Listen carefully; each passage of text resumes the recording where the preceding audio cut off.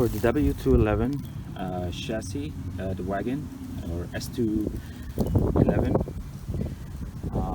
I went with these shocks. This is the Bilstein V8 for the fronts, and this is the part number, and of course it says Nürburgring.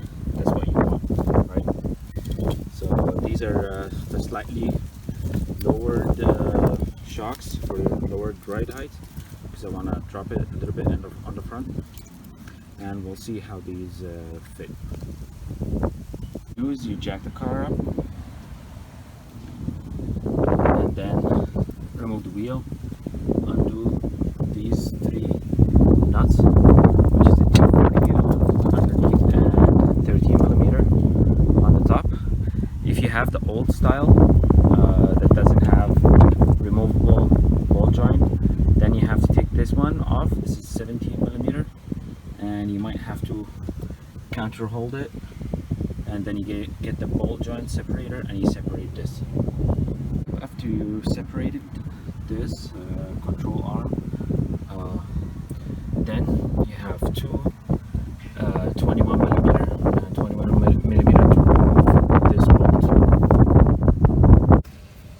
After you've removed the bolt, you pull this out of the socket, and then you push this down so you can get this out of its place. Once you've done that, you open the hood, and then you remove these three 13mm bolts to drop the strut.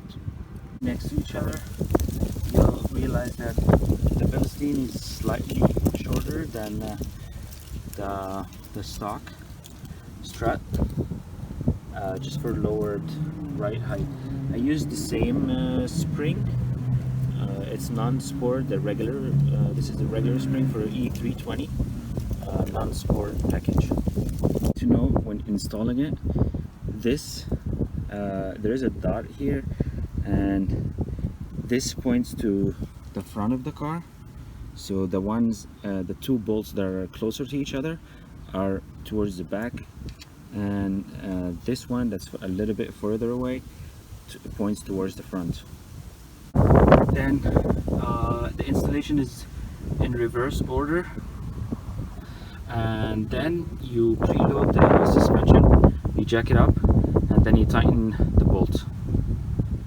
To torque the top strut nut, you use one of these. I got this from Harbor Freight, 17mm. So it goes through, and then you use the torque wrench with 5 hex nut or socket driver, so you can tighten this.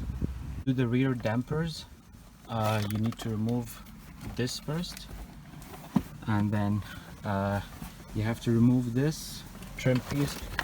So there is a T30 right here, and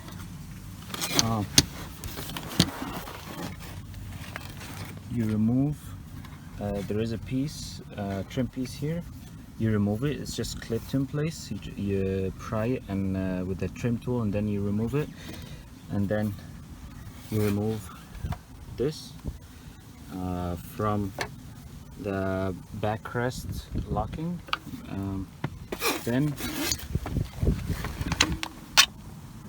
you remove this piece by untabbing these tabs.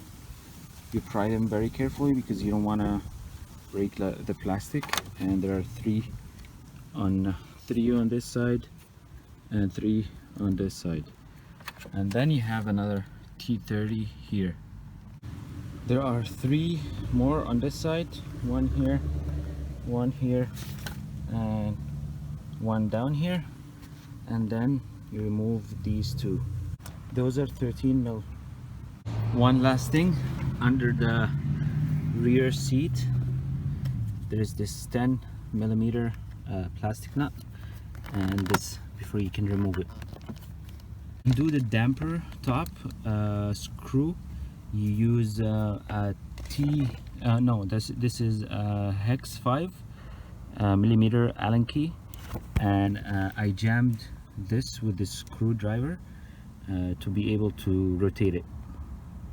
There is a Mercedes specialty tool that kind of clamps on these grooves on the sides to lock this